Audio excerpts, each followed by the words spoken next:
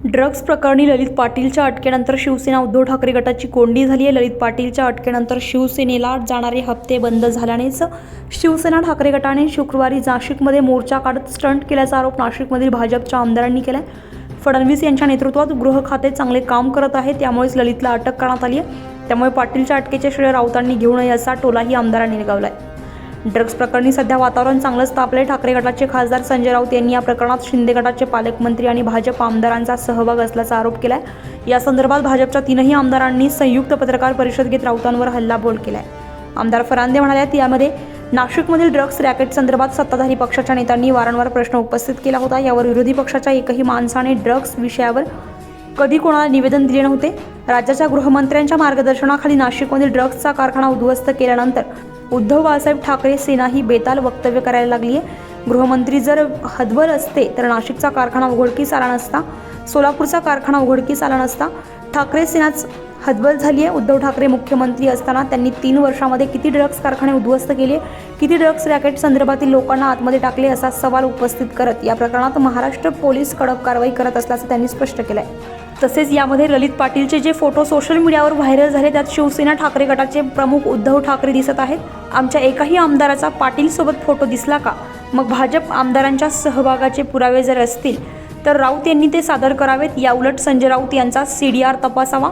नाशिकमध्ये येऊन राऊत काय काय उद्योग करतायत याचीही चौकशी व्हावी अशी मागणी करत जर राऊतांनी भाजप आमदारांचे नाव घेतले तर अब्रूनुकसानीचा दावा दाखल करणार असल्याचं नाशिक पूर्वचे आमदार ॲडव्होकेट राहुल ढिकले यांनी सांगितलं आहे। तसेच भाजप आमदारांनी देखील काही आरोप केलेत। यामध्ये उद्धव ठाकरे मुख्यमंत्री असताना किती ड्रग्ज रॅकेट उद्ध्वस्त केले, त्यावेळी राऊत ड्रग्ज प्रकरणावर का बोलले नाहीत?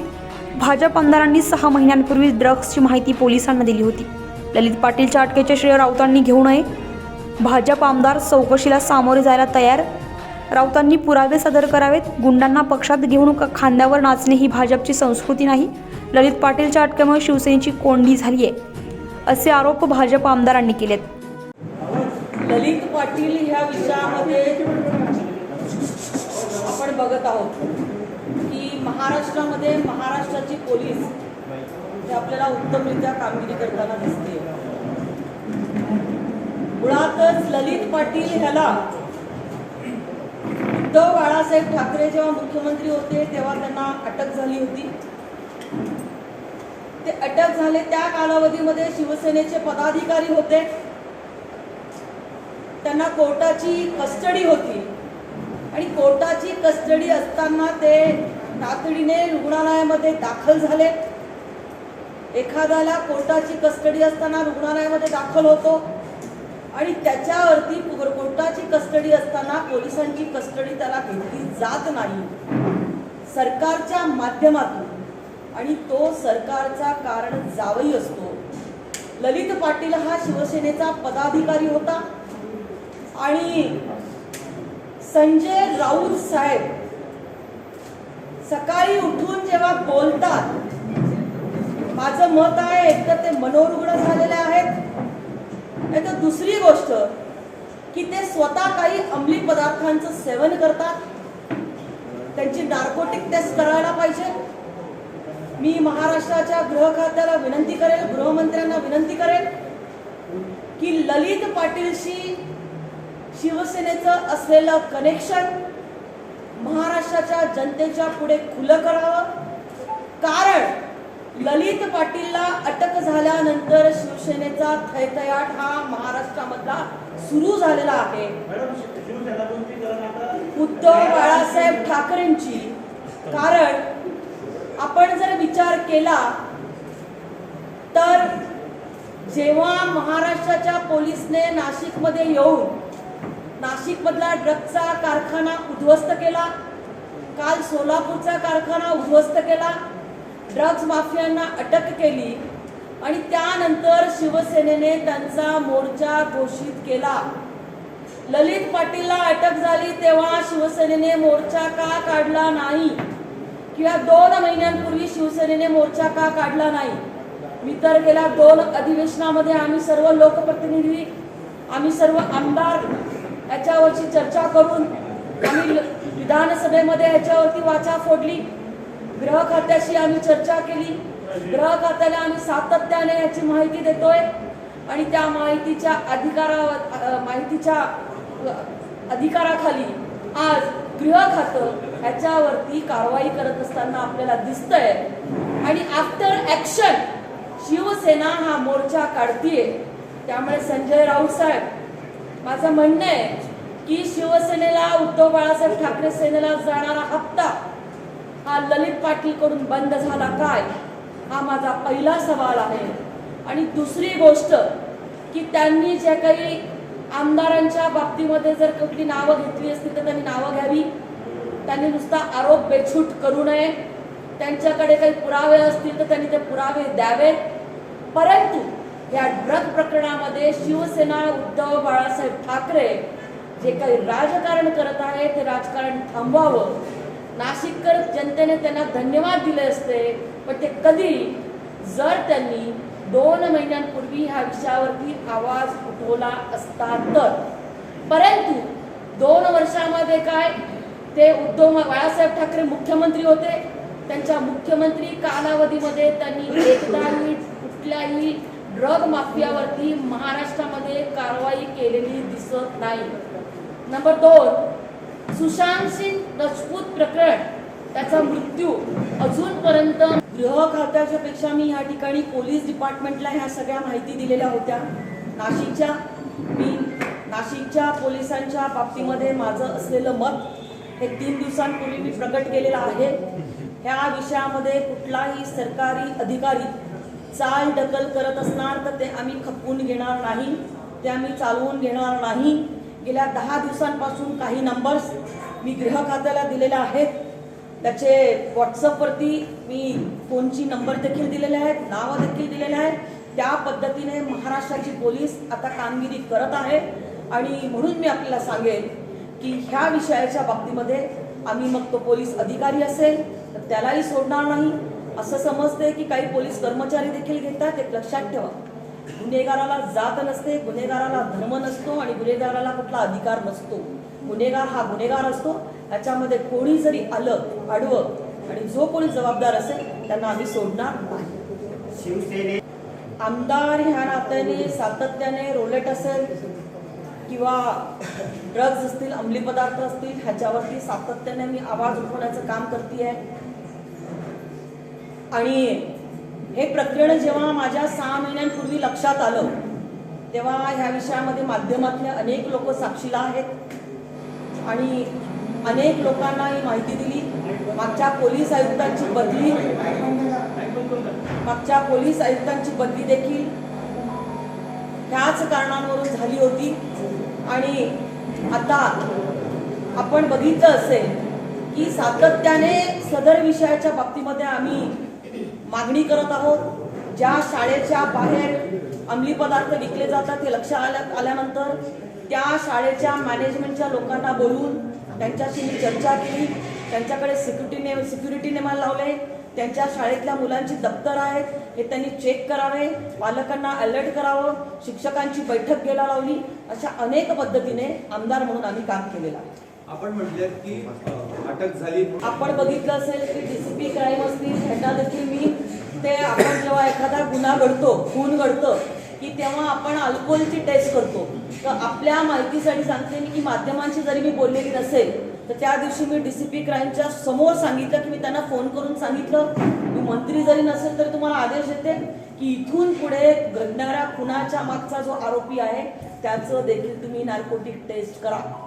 एका मुलाचा नाशिक शहरामध्ये खून झालेला आहे, त्याच्यातलं ड्रग कनेक्शन जे आहे त्याच्याही बाबतीमध्ये मी पोलिसांना माहिती दिली आहे.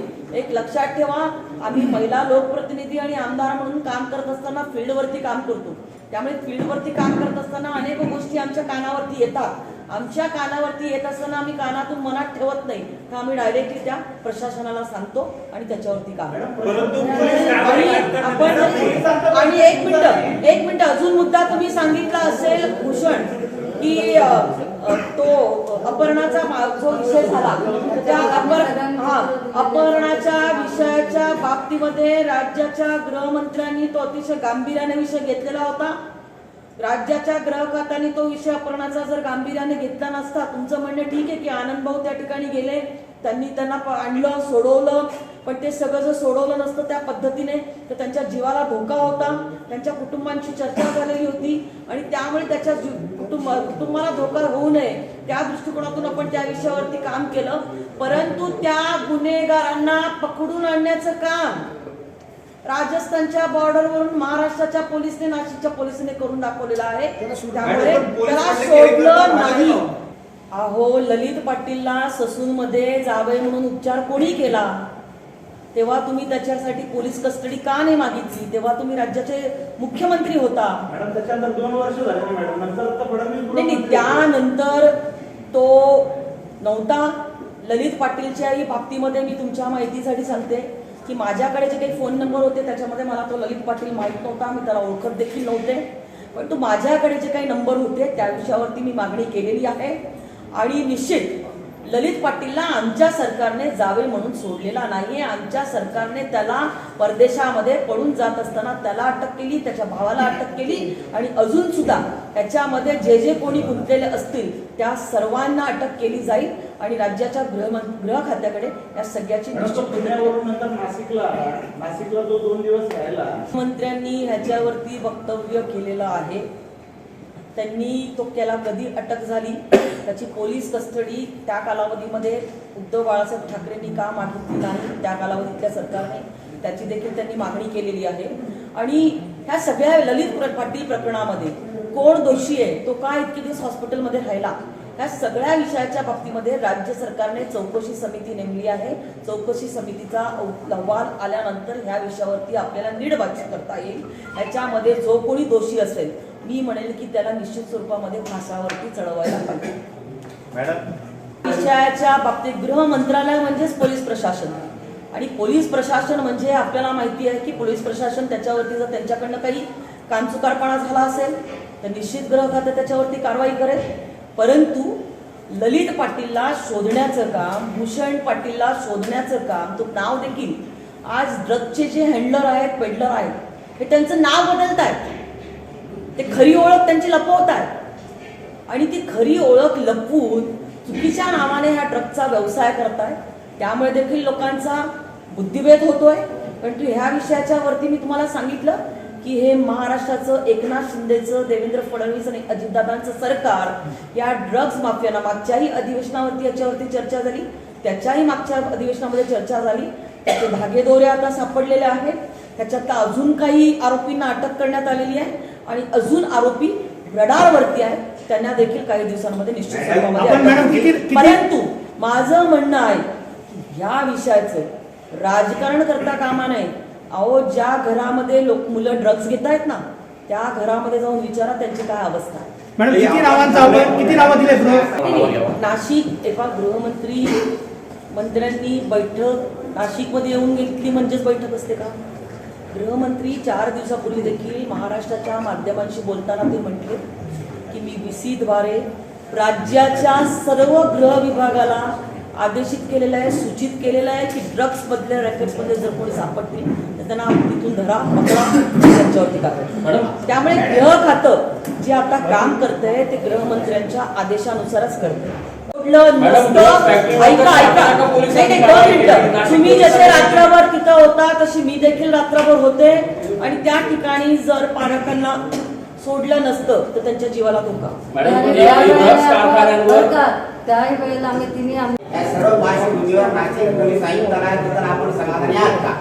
आम्ही राज्याच्या गृह विभागाशी ह्या विषयाच्या बाबतीमध्ये तिन्ही आमदारांनी एकत्रित येऊन चर्चा केली आहे गृहमंत्र्यांच्यावर आणि ते आपल्याला लवकरच दिसेल. संजय राऊत आणि त्यांच्या बहुमतांनी आज नाशिकमध्ये हल्ला एक नाशिककर म्हणून सर्वप्रथम अतिशय तीव्र शब्दामध्ये मी या गोष्टीचा निषेध करतो.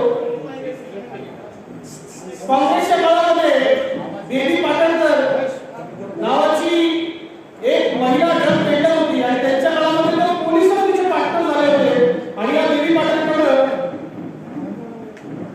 यांच्या छातीवर मिऱ्या वाटण्याचं काम केलं होतं. आज ज्या पद्धतीनं संजय राऊत यांनी नाशिकमध्ये येऊन ललित पाटील. महाराष्ट्र समाचारसाठी गुलाब मणियार, नाशिक.